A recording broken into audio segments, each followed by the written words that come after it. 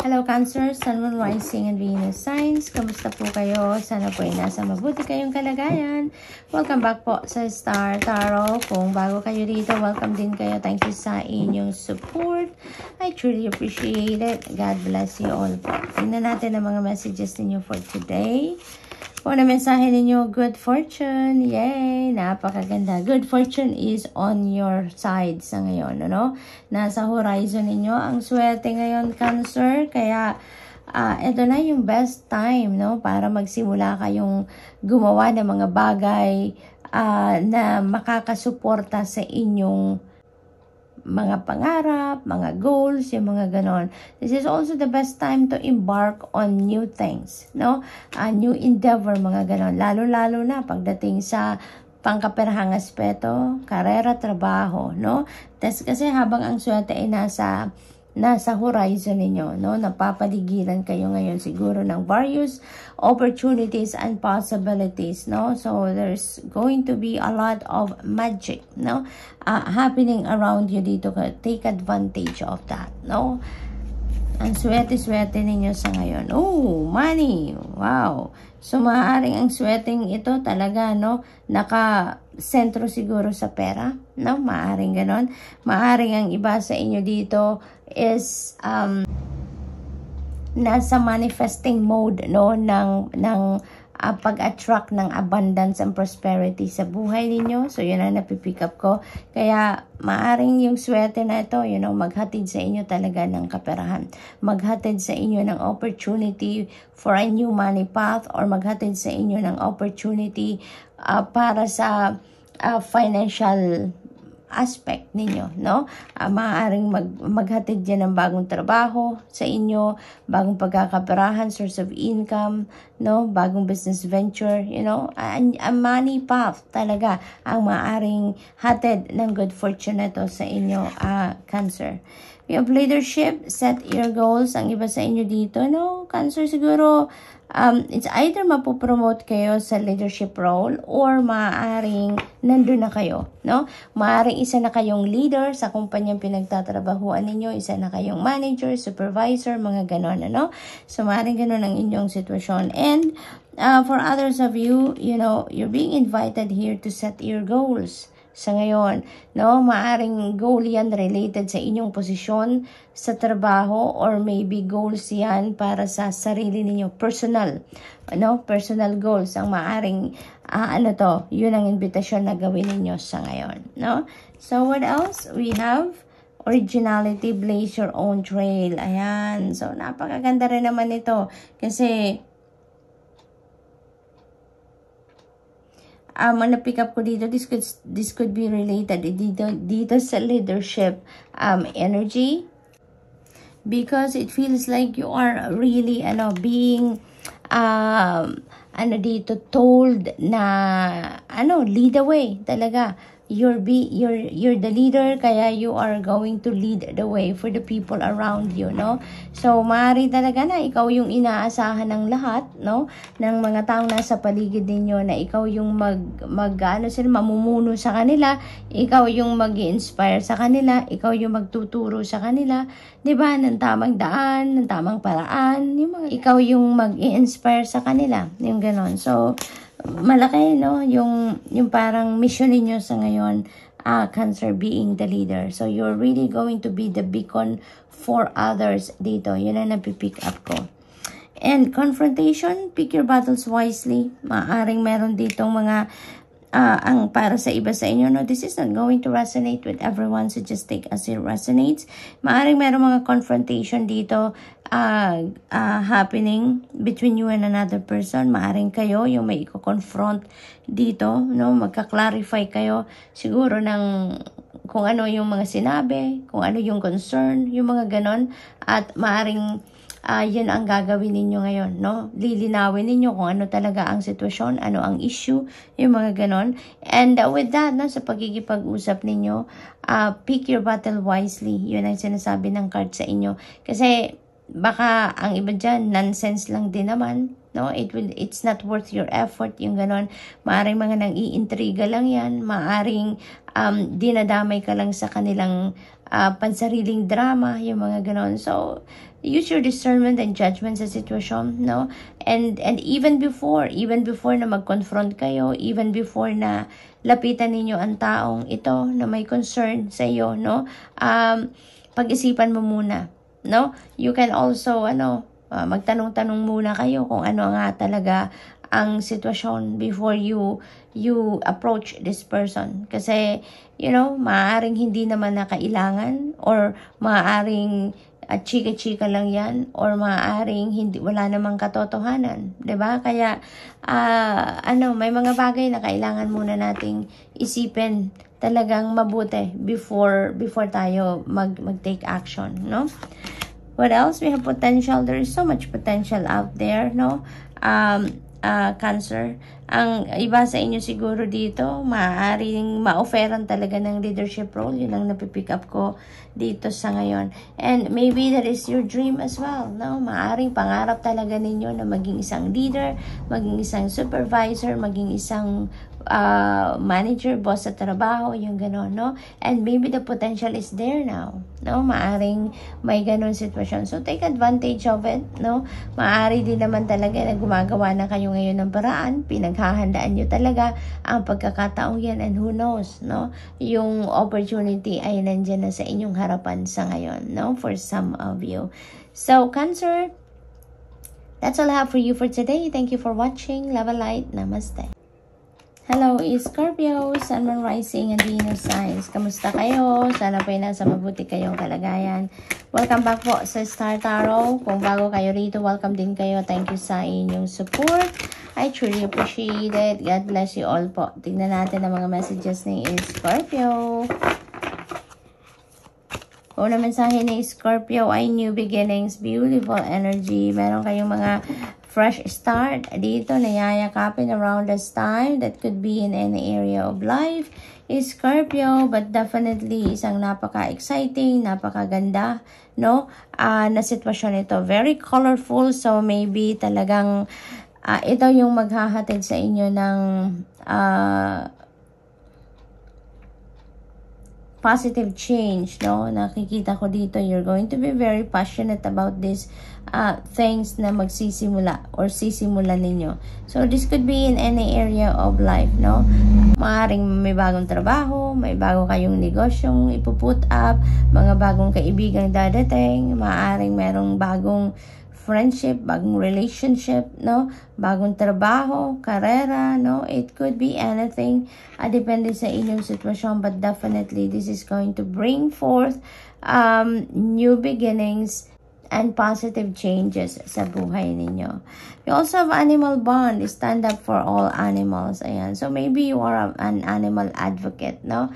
Or maaari talaga na yung puso ninyo ay nasa mga animals. Alam mo yun, yung parang tinuturing mo silang mga kapatid, mga anak, mga ganon. You have that love, unconditional love for animals. Kaya, you're being invited here. This is your mission sa ngayon, to stand up for all animals. Okay? What else? We have face your fears. Release the power of fear. Otherwise, Scorpio, you won't go anywhere. No? Kapag yung takot ay laging nandyan sa puso ninyo, wala kayong mararating. You know why? Because it will always prevent you from taking action. It will always prevent you from doing things na sana ay ikakatagumpay ninyo, ikakasaya ninyo, yung mga ganon. So, now is the perfect time to face your fears so that you can move forward in your life, no? Maaring ang iba sa inyo, you are really going to do this, kaya nga meron ng new beginnings. So, maybe yung fear ninyo na ito, maaring ang ganap dito sa iba sa inyo, talagang iiwanan nyo na yan, magkakaroon na kayo ng lakas na loob dito na gawin ang pagiging malaya from those takot, from those hesitation, from those procrastination, so which is really good. We have gratitude. Be grateful for all you have. Napakagandang message ito para sa inyo. Reminder, na lagi kayong magpapasalamat regardless of kung anong klaseng biyaya ang nakuha ninyo or dumating sa buhay ninyo, no? Kasi kapag nagpapasalamat tayo lagi, when we are grateful, mas nagbubukas tayo niya ng mas malaking pinto para sa mas maraming biyaya, mas maraming abundance and prosperity na dumating sa buhay natin. Kaya napakahalagang lagi tayo nagpapasalamat every day, no? Every day, pagising pa lang natin, gawin na natin ang pagpapasalamat, no, for the whole day natin and for the opportunity na binigay sa atin ng Divine Universe every day, 'di ba? Nabibigyan tayo ng buhay, ipagpatuloy ang buhay, i-enjoy ang mundo, i-enjoy natin ang mga mahal sa buhay natin, yung ganun ba, no? So always be grateful. No, first thing in the morning, yun ang dapat nating sinasabi in prayer, no? Be grateful, gratitude in prayer. So, what else? We have cheer up, live in the moment. Ayan. So, i-enjoy ninyo ang bawat minuto na meron tayo. No? Yun ang napipick up ko dito. Live in the moment and enjoy it. 'Di ba? Kasi, kung focus lang din naman tayo sa future, sobrang focus din tayo sa nakaraan na, parang nonsense na yun, 'di ba? Kasi we have no control over those things. Wala tayong control anymore doon sa nakaraan na because it's done, it's finished. Pero naman, doon naman sa future, mas lalo wala din tayong control because hindi rin natin alam kung ano nga ang parating. We don't know what is coming towards us, diba? Or what's going to happen in the future, tomorrow, mamaya, we don't know. Diba? Kaya, instead na mag-focus tayo sa nakaraan na or mag-focus tayo masyado din sa future, let's just focus in the moment. No, let's just embrace and experience kung ano mga nag-unfold sa buhay natin sa ngayon. So live in the moment, be here and now, no? At yun ang i-enjoy natin. Yun ang i-experience natin, ano? Dahil dito, nandito ang kapangyarihan, 'di ba? Meron tayong magagawa sa mga bagay-bagay na nangyayari sa ngayon. May enjoy natin 'yan. We can make adjustments, we can improve it, 'di ba? We can do anything that we can dito sa ngayon, sa present moment, no? We have Archangel Raphael, beautiful energy. Kasi si Archangel Raphael is the provider of healing of mind, body, and spirit. No? Kaya ang napipick up ko dito, ang iba sa inyo are receiving the healing energy of Archangel Raphael. No? Depende sa inyong sitwasyon. Kung physical ailments man yan na inyong nararamdaman, ang inyong concern sa ngayon, you might receive healing from Archangel Raphael. Dito maaring makaramdam na kayo na your vitality is back, your physical strength is coming back, yung mga ganun ba. Kung emotional man na aspeto yan, maaari may mga pinagdadaanan emotional ang iba sa inyo dito. You know, you may experience also na magkakaroon na kayo dito ng kagaanan sa inyong pakiramdam. Maaring ganun din, no? Maaring makaramdam na kayo dito ng acceptance, forgiveness, yung mga ganon. Kaya this is really a beautiful energy. So, Scorpio, that's all I have for you for today. Thank you for watching. Love and light. Namaste. Hello Pisces, Sun, Moon, Rising, and Venus signs. Kamusta po kayo? Sana po ay nasa mabuti kayong kalagayan. Welcome back po sa Star Tarot. Kung bago kayo dito, welcome din kayo. Thank you sa inyong support. I truly appreciate it. God bless you all. Tingnan natin ang mga messages ninyo for today, Pisces. We have choice. Ayan, make the best choices. Ayan, so maaring meron kayong decision dito na kailangan gawin, ano, nahaharap kayo sa mga mahalagang desisyon ngayon that you need to make a choice. Kailangan ninyong mamili. So, this is a reminder for you, no, na mamili kayo ng kung ano ang best para sa inyo, kung ano yung makakabuti sa inyo, ano yung makakabuti sa lahat, no, na mga taong involved dito. So, what else? We have go with the flow. Let things happen organically. Ayan, Pisces. Wag na tayong mag-insist, no? Kung ano man ang gusto nating mangyari, wag na nating ipilit ng ipilit yan. Kasi maaring ganun ang sitwasyon ng iba na you are insisting, you are resisting change, or ipinipilit siguro ng iba sa inyo kung ano talaga yung gusto ninyong mangyari. Pero parang meron ditong sitwasyon na siguro marirealize nyo na lang na it's about time na din para mag-surrender na lang kayo sa Panginoon. And let's just allow things to happen organically. Kasi siguro, napapansin din ninyo, no, na ginawa na ninyo ang lahat, no, na-exhaust na yung resources ninyo, na-exhaust na lahat ng energy ninyo, strategies, yung mga ganon. Pero parang wala din nangyayari, hindi ba? Kaya maaring ito yung magiging ano na ninyo ngayon, realization na you're just going to go with the flow, no? I-surrender nyo na lang, i-offer nyo na lang ang kung ano man ang bagay na yan na ipinagpipilitan ninyo, no, sa Panginoon, no? And you're just going to allow destiny to unfold things organically dito, no? So, mapapansin din ninyo, Pisces, na kapag kayo ay nagsusurrender, no? Kapag ino-offer ninyo lahat-lahat, no, sa Panginoon, sa natural level and flow of life, you will notice, no, na magaan lang ang inyong journey. You will notice na everything is going smoothly, no? Yung mga opportunities, possibilities, kusang dumadating, no? May mga bagay na talagang nakikita ninyong nagkakaroon ng progress, nagkakaroon ng development, even without you exerting too much effort. Yung gano'n, no? Parang may katulong talaga kayo sa pagbitbit ng kung ano man ang dinadala ninyo sa sarili ninyo. So, what else? We have Angel of Miracles. Napakaganda naman ito. So, open your heart and expect a miracle. Ayan. So, maaring answered prayer nyo na yan, no? Yung miracle na yan na mangyayari sa ngayon, yung parating sa inyo, that could be answered prayer. Maaring meron talaga kayong pinagdadasal dito. Kailangan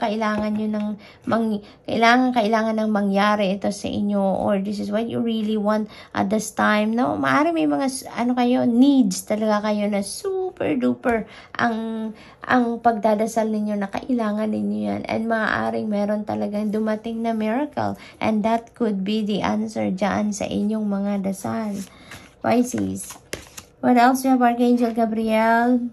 Meron tayong Angel of Miracles. Archangel Gabriel is here. So, pinapakita lang sa cards na to that you are divinely guided, protected, and guarded. Diba? Ang daming, dalawa na ang presence ng mga angels dito sa inyo.